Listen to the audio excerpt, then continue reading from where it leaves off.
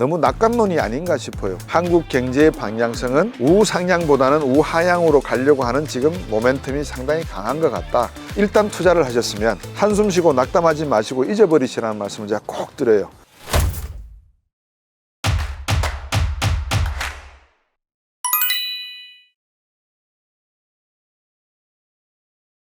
그거는 너무 쉬운 질문이죠. 투기죠. 말도 안 되는 행동이고 극히 초단기적인 어떤 이슈를 가지고 테마를 잡아서 가는 건데, 그거는 뭐 테마 잡아서 간다고 할 수도 있는 것도 아니고요. 우크라이나 재건, 남의 불행이 나의 행복이라고 하는 그런 관점에서 설명하면은 너무 비정하다 그럴 거지만, 우크라이나 재건에 우리 기업이 갈 수 있는 기업이 몇 군데가 된다고 생각을 하세요? 자, 건설업 전 세계적인 수준으로, 제가 오늘 건설업 관련해서 아주 그 중견기업 회장님을 만나 뵙고 왔는데 그분 말씀을 그대로 코팅을 해드릴게요. 대한민국에는 건설 부분에 규제가 너무 많다. 전 세계적으로 건설 시장 규모는 14조 5천억 달러 정도 된다. 근데 대한민국은 규제가 너무 많아서 대한민국에서 하던 건설 방식대로 해외에 나가서 건설하면 다 깨진다. 공사가 되는 게 아무것도 없다. 그러면 우리가 만약에 우크라이나에 재건 사람이 우리가 참여를 한다. 원천기업일까요? 하천기업일까요? 재하천기업일까요? 첫 번째. 두 번째, 규모가 얼마나 될까요? 우리 기업이 다 할 수 있는 건 아니잖아요. 세 번째, 우크라이나 한 국가를 우리가 전체를 개발하는 게 아니고 일부분의 어떤 도시의 재건을 위해서 뛰어들 건데, 그 과정이 얼마나 시간이 많이 걸리지 않겠어요? 유럽 기업들이 그냥 있겠어요? 우리만 무기 준 게 아니잖아요. 독일도 줬고 영국도 줬고 프랑스도 줬잖아요. 그럼 우선순위가 번호표를 뽑으면 우리가 몇 번일까요? 그런 거를 감안해 보면 대충 견적이 나오지 않나요? 예를 들어서 100만 원짜리 사업이 우크라이나에서 전쟁이 끝나면 나온다. 그럼 우리가 받을 수 있는 규모는 글쎄 한 30원? 40원 될까요? 어떤 그런 걸 생각해 보시면, 그런 소식이 들렸다고 해서 주가가 오른다? 뭐 오를 수도 있고 내릴 수도 있는데, 그건 너무 과대평가된 내용인 것 같아요. 그래서 저는 그건 당연히 투기라고 보고요. 오히려 이런 거죠. 하반기 건설 시장 경기 부분이 어떻게 될 것 같냐. 지금 하반기, 대한민국의 하반기 경제가 어떻게 될 것 같냐. 그걸 알려고 그러면 우리가 어디를 봐야 돼요? 미국 시장을 봐야 되잖아요. 금리를, 미연준이 금리를 올릴 거냐 내릴 거냐, 뭐 지금 당장 눈앞에 닥친 거는 부채 상한을 빨리 하원에서 합의를 봐서 통과를 시킬 거냐, 이거 중요한 거 아니겠어요? 근데 그보다 더 본질적인 문제가 수면 아래에 있는 거예요. 워렌 버핏도 이야기를 하고 다이먼도 이야기하고 회장도 이야기하고, 가장 이야기하는 게 지금 미국 경제가 바닥으로 침하고 있다는 이야기를 계속하고 있단 말이에요. 배경이 뭐냐는 거죠. 그 양반들이 우크라이나 재건 사업에 뛰어드니까 우리 경제 다 풀린다, 이런 이야기 안 해요. 우리보다도 더 많은 지분을 가지고 있는 미국도 우크라이나 가지고 경제가 살아난다는 소리, 이런 방구도 안 하고 있는데, 대한민국이 우크라이나 재건에 들어간다? 거기 관련된 기업들의 주가가 뛴다? 지나가던 개가 웃죠. 자, 그러면 미국은 어떤 문제가 있느냐, 이거를 찾아내야지 우리 경제도 어느 정도 희망이 있는가 없는가를 알아낼 수가 있는데, 첫 번째는 미국 상업부동산 이야기가 계속 나와요. 미국도 주택시장 경기가 좋아야지만 경기가 좋다는 이야기들이 요즘 나와요. 어제 월스트리트저널에서 나온 기사 중에 하나가 플로리다인가요? 텍사스인가요? 어느 지역의 부동산, 우리나라처럼 빌라왕 사기가 한 번은 터져가지고 주택시장이 상당히 좀 침울한 상황이다라는 기사가 나왔어요. 이런 사태가 많이 일어날 것이다. 세 번째, 상업용 부동산 시장 말씀드렸고요. 세 번째, 아직도 만약에 주택시장이 붕괴가 되기 시작한다 그러면 미국도 주택시장에 대한 융자는 다 지방은행을 통해서 나가잖아요. 그러면 지방은행이 아직까지도 불안한 은행들이 남아 있다. 네 번째죠. 그러면 이런 은행 사태, 부동산 사태가 이어지면 그 다음에 이어지는 거는 가계부채 문제거든요. 미국도 가계부채 문제를 신경 써야 된다는 얘기가 좀 솔솔 나와요. 그래서 어떻게 될지는 모르겠으나 미국 경제가 하반기로 갈수록 좀 어렵다고 생각하는 사람들이 한 51대 49 정도로 많아요. 그러면 다수의 의견을 따른다 그러면 우리 경제도 하반기로 갈수록 나빠질 수 있다. 제가 듣는 정보로는, 첩보로는 한 달에 한 종건사가 망하고 있다. 아까 건설회사 회장님 말씀도 드렸지만 우리나라 건설 경기는 상당히 악화일로에 있다. 이런 사태를 놓고 한국 경제가 어떤 방향으로 갈지가 결정이 될 것인데, 이거는 놔두고 우크라이나에 뭐 지뢰 제거하니까 뭐 지뢰 제거 관련된 기술 주가가 돈 많이 버십시오. 돈 많이 버셔서 대박 일으키세요. 그런 식의 투자를 하는 것은 결코 제가 권하는 것도 아니고 교과서에서 나오는 스타일도 아니고, 우리나라 언론사나 제가 방송에서 늘 방송하는 분들이 경계하고 조심하셔야 될 게 민중의 지팡이잖아요. 그럼 지팡이는 걸을 때 도움도 주지만 민중이 잘못할 때는 지팡이를 들어서 민중을 때릴 수도 있어야 되거든요. 근데 그 역할을 한 번도 안 해요. 보면 로또 사서 대박 터지는 이야기나 하고 앉았고, 잔잔한 투기 이야기나 조장하고 앉았고, 100만 원 투자해서 1억 벌었다 소리나 하고 앉았고, 몇 사람이 되겠어요? 그 다음에 어떻게 됐는데 100만 원 투자해서 1억 번 사람이 그 어떻게 사는데 추적 장치 없잖아요. 그러니까 그런 뜬구름 잡는 이야기보다 주식시장이라고 하는 것, 금융시장이라고 하는 것은 무엇을 먹고 살까요? 국가 간의 관계가 개인 간의 관계이듯이 비유되듯이 개인 간의 관계도 신뢰잖아요. 그러니까 시장에 존재하는 모든 자원은 신뢰관계에 의존해가 있다고 보시면 돼요. 이 신뢰관계가 깨어지는 순간에 아무것도 되질 않는 거예요. 근데 그 신뢰성은 중요치 생각하지 않고 일단은 돈 버는 거, 일단은 안정적인 거를 추구하니까 이 문제가 결론적으로 어디까지, 제가 이 논리 비약을 하면 수학 문제 풀 때 왜 암산을 해서 공식 두세 줄은 뛰어넘을 수 있잖아요. 그런 식으로 훅 뛰어넘어가면 결론이 뭐로 나타나는 것 같아요? 출산율 0.78. 살 방법이 없는 거예요. 정상적으로 피와 땀을 흘려서 일을 했을 때 1960년생 저 같은 베이비 부모들은 무슨 혜택을 기대했는 줄 아세요? 국민연금, 개인연금, 퇴직연금, 이 세 가지 연금만 있으면 월 300에서 400만 원은 은퇴하고 난 다음에 받겠거니 생각을 했어요. 그 당시에는 55세 정년일 때. 안 되죠. 그럼 어떻게 해야 돼요? 더 일을 해야 되잖아요.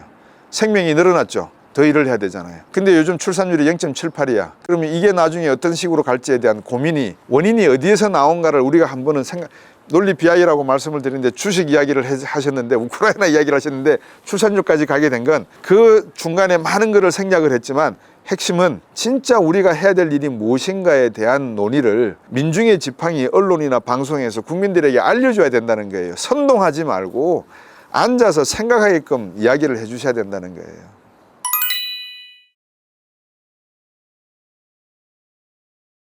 주식시장 그러면 코스피하고 코스닥을 가장 큰 시장이니까 예를 들 수 있겠죠. 코스피는 그래도 큰 기업들이고, 이제 이 방송을 시청하시는 분들 중에 주식을 모르는 분도 계시고 또 관심이 많으신 분도 계시고, 근데 저는 일단 주식하는 사람은 아니니까 주식을 전공으로 논문을 썼지만 지금 주식시장에 분석을 하거나 이러는 사람은 절대 아니에요. 그러니까 세계에서 들으시면 될 것 같아요. 그러니까 맞다 틀리다의 관점으로 보지 마시고, 아, 곽수종이라는 사람은 저렇게 생각하는구나, 이렇게 들으시면 어떨까 싶어요. 그러면 주식시장을 형성하고 있는 기업들은 경제활동이 제대로 되면 주가는 올라가는 거죠. 그러니까 주식 투자를 해서 돈을 벌 수 있는 방법은 기업에 대한 미래 소득이 투명하면서 성장성이 있을 때 돈을 벌 수 있는 거라는 거죠. 그럼 이제 한국 증시는 어떨 것 같습니까? 라고 물으셨잖아요.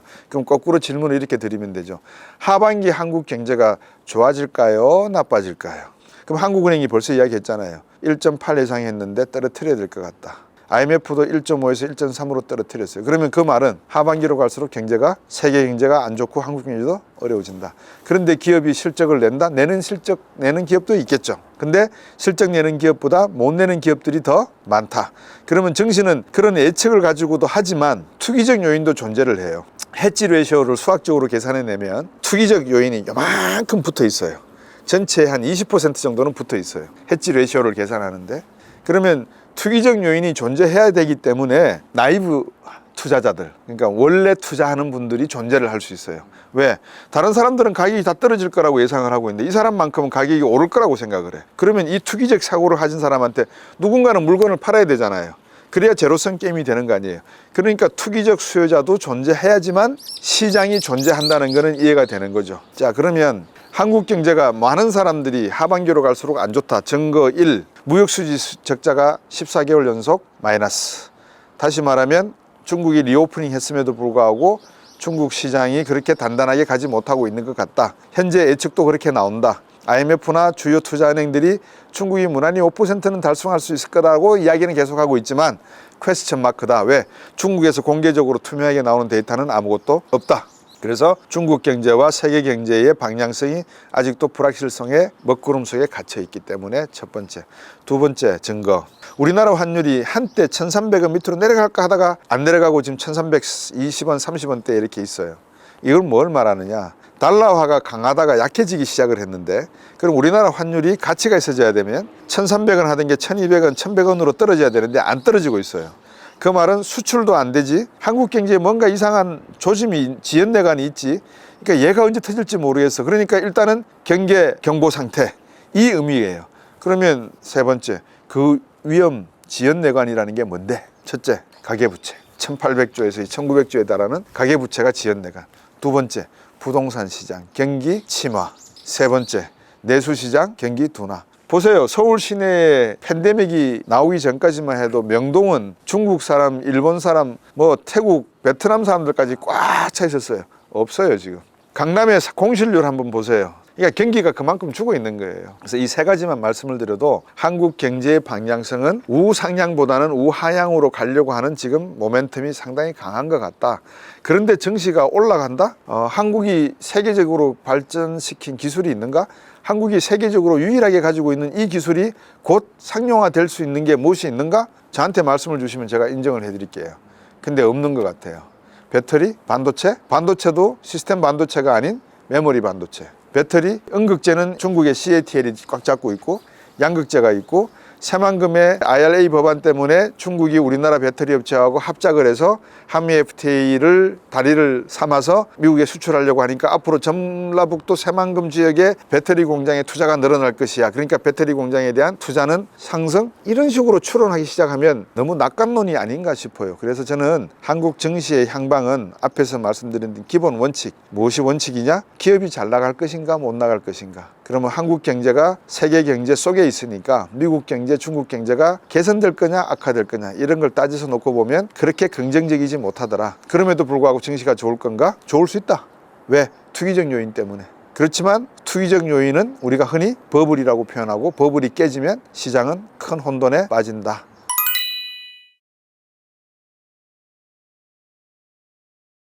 경기가 안 좋은데 증시가 오르는 거는 기대감인 거죠. 일종의 이제 우리가 기대를 하는 거죠. 왜냐하면 요 터널을 지나고 나면 이제 경기가 좋아질 것이다라고 기대를 하는 거다. 왜 그러느냐? 자, 2023년이 가장 힘들 것이라고 한다. 2024년부터 미 연준이 금리를 떨어뜨리려고 한다. 일반 투자가들은 항상 발에서는 못 사니까 무릎팍 정도에서는 사야 된다. 그러면 무릎팍이 지금은 아닐까 하는 감점에서 매입할 수가 있다는 거죠. 그러면 이제 증시가 올라가는 건데 또 다른 증시에서 불원율이 하나가 있어요. 뭘까요? 증시에서 불원율, 큰손의 움직임을 바라는 거예요. 그럼 큰손 투자자들이 누구예요? 기관하고 외국인들이잖아요. 그러니까 기관과 외국인들이 지금 어떻게 하고 있는 모습을 보면 한국 시장이 투기적 시장화 돼가고 있는 모습이 위험하다, 위험하지 않다는 것을 느끼는 거죠. 투기는 누가 하죠?